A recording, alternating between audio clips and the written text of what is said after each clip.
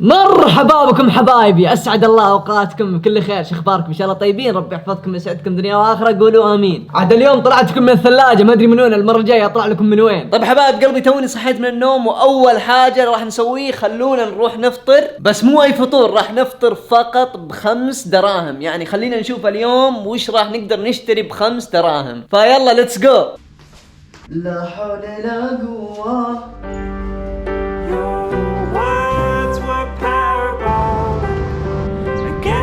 الله، عاد تبون الصدق؟ والله اجواء الصباح رايقه يا جماعه الخير. من زمان ما صحيت الساعه 7 الصباح وطلعت برا يا عيال. على فكره يا شباب، اليوم هو ثالث يوم العيد، يعني 3 شوال. ما شاء الله الشوارع فاضيه، يعني لسه اتوقع اجازات العيد.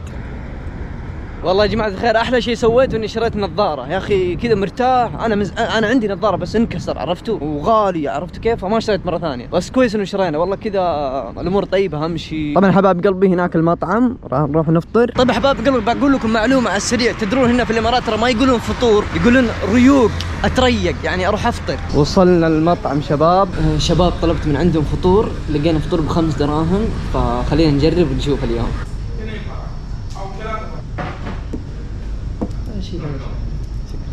طبعا يا جماعة الخير، هذا زي الخبز، وهنا عندك الإيدام، بس هذا شيء غريب صراحة، أول مرة أجربه، يعني تحس إنه قبوع التخرج.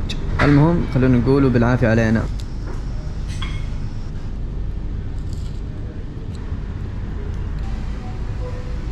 الحمد لله كذا يكون خلصنا فطور. طيب يا حبايب قلبي، اللهم لك الحمد، فطرنا ب5 دراهم. صراحة كان فطور لذيذ، يعني ما عليه كويس للأمانة، وأول مرة أفطر هالفطور. شايفين الخبز حقهم كيف كان واقف. المهم واخذت لي عصير، صراحة من زمان ما شربت عصير كذا طازة، فقلت خليني آخذ اليوم عصير فريش وأدلع نفسي بدال القهوة. يعني مو لازم كل يوم قهوة قهوة قهوة، فاليوم شكلي بكنسل قهوة وبشرب عصير. وزي ما قلت لكم في أشياء كثيرة تقدرون تشترونها ب5 دراهم هنا في الإمارات، من ضمنها يعني الفطور حلو، يعني تفطر ب5 دراهم، تحلق شعرك ب5 دراهم، واللي وله عليك شي يسوي. أجمع كلام الحب كل ليلة. اسعد الله صباحكم في اليوم الثاني يا حبايب قلبي. شو اخباركم؟ ان شاء الله طيبين، ربي يحفظكم ويسعدكم دنيا واخره. قولوا امين. حبايب قلبي، امس والله ما كان عندي جدول، فحرفيا عشان كذا ما صورت، قلت اول ما اصحى اليوم الثاني بصور. فاليوم يا حبايب قلبي متوجهين الى سوبر ماركت. تعرفون في سوبر ماركت قبل كنت اروح لعندهم اشياء رخيصه وحلوه، فبنروح نقضي اغراض للشقه عشان نقدر نطبخ ونفطر في الشقه، عرفتوا كيف؟ لانه والله المصاريف شهر رمضان صراحه ارتفعت المصاريف، واخوكم في الله طفر، فماني مستعد اني انام في الشارع. عشان كذا ان شاء الله نروح نقضي لنا اغراض وسناكات واشياء زي كذا. فالحين متوجهين للباصات. خلاص يا عيال، الاجازات خلصت، فالزحمه بدات الزحمه.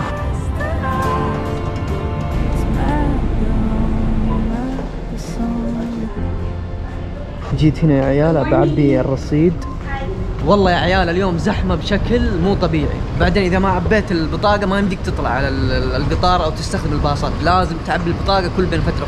انا صراحه ما اعبي دايم كثير، اعبي 20 بعدين اعبي 20 بعدين اعبي 30 زي كذا، عرفتوا؟ ما انت ما احتجت عبيت. اكسبو 2020 مركز دبي للسلع المتعدده. طبعا يا حبايب قلبي وصلنا اخيرا للوكيشن اللي قلت لكم عليه. طبعا يا حبايب قلبي اول حاجه راح اسويها اني راح افطر، لاني ما فطرت، فبفطر بعدين نروح السوبر ماركت ان شاء الله على الروقان ونقضي.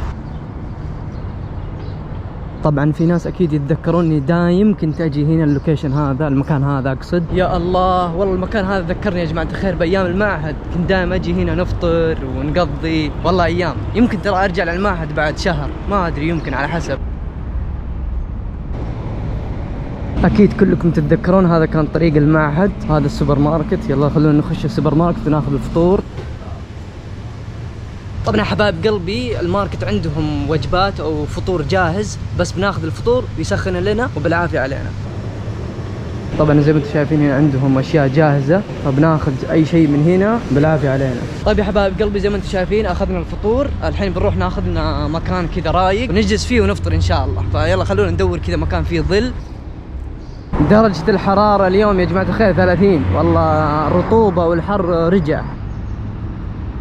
طيب يا حبايب قلبي جلست في هالمكان، خلينا نفطر على الروقان بعدين نروح سوبر ماركت. هذا ساندويتش طيب يا حبايب قلبي، بعد ما خلصنا فطور الحين متوجهين للسوبر ماركت. يلا خلونا نقضي الاغراض. طبعا يا حبايب قلبي وصلنا السوبر ماركت. يلا خلونا الحين نقضي الاغراض.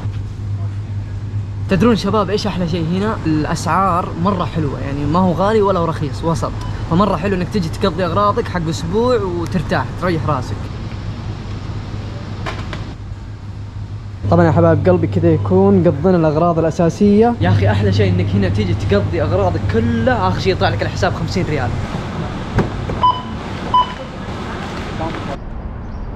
طيب يا حبايب قلبي كذا يكون قضينا واخذنا الاغراض. طبعا هذا السله جايبه معاي. هنا في دبي لازم تجيب معك سله اذا رحت السوبر ماركت. طبعا يا حبايب قلبي هنا في دبي عندهم نظام انه اذا ما جبت معاك البلاستيك من البيت عشان تشيل الاغراض ما راح يعطونك البلاستيك الين ما تدفع، عشان يحافظون على البلاستيك والبيئه. عرفتوا كيف؟ المهم يا شباب الحين متوجهين الى محطه القطار وحنرجع الشقه ان شاء الله.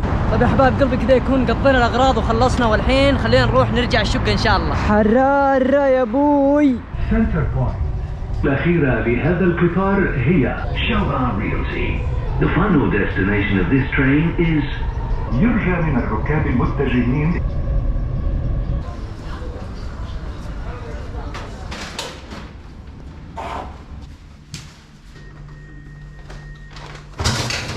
طيب يا حبايب قلبي خلونا نرتب الأغراض.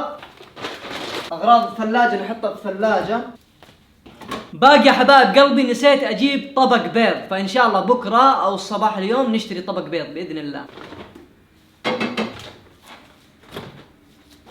طيب يا حبايب قلبي كذا يكون الحمد لله خلصنا وقضينا اغراض حق اسبوع قدام، والحين صراحه مره تعبت لانه والله مشيت كثير وحر، ونفسي صراحه مشتهي رز ودجاج او رز وعصير، عصير بارد يسرسح في قلبك. فشكلي بتصل عليهم ويجيبون لي الطلب، لانه والله صراحه مالي خلق في الحر اروح امشي زياده. وصل الاكل يا شباب، والله دقيت على الطلبات قلت له يا حبيبي ابغى رز الدجاج يحبها قلبك وصل لي، انا مره ماني قادر امشي. يلا نفتح ونقول بسم الله. طبعا يا حبايب قلبي هذا هو الاكل جاهز، مدفون دجاج، هنا عندك الليمون والجرجير، وهذا مرق، ونقول بالعافيه علينا. واهم شيء ما ننسى الايباد كلها. بس ايش سووا في هذه الهبطه؟ ليش اسمها الهبطه؟ يعني اللي تسبق ستة والعمانيين بس اليوم كذا متزينين ولابسين ملابسهم ماشي تمشي في النص، كل الناس يبداوا يزايدوا عليها. السلام عليكم، كم تبيعها هذه؟ طيب يا حبايب قلبي اللهم لك الحمد، تغدينا وخلصنا وكان فلوق خفيف ولطيف وجميل. والله يعطيكم الف عافيه على التفاعل واللايكات والكومنتات والكلام الحلو، شكرا لكم. وان شاء الله مستمرين بالسلسله الجديده اللي هو هل تقدر تشتري مثلا ب10 درهم، ب20 درهم، ب50 درهم، ب100 درهم في الامارات. وبكذا يا حبايب قلبي يكون وصلنا لنهايه الفلوج. اتمنى الفلوج ينال على اعجابكم. لا تنسون اهم شيء اللايك والاشتراك في القناه وفعلوا جرس التنبيهات عشان اول ما ننزل المقاطع الجديده يوصل لكم على طول. واهم شيء يا حبايب قلبي انكم تنشرون المقطع والقناه في كل مكان عشان نقدر نوصل مليون، 10 مليون، 20 مليون، 100 مليون مشترك باقرب وقت ممكن. وانا عارف انه اصحاب عدنان قدها وقدودها. وسؤال اليوم يقول وش لونك المفضل وليش؟ اكتبوا لي تحت في الكومنتات اجوبتكم، وراح اقرا تعليقاتكم وارد عليكم. وخليك مبتسم دايم ومبسوط، ولا تخلي اي شيء يضايقك ابدا. وسلام عليكم.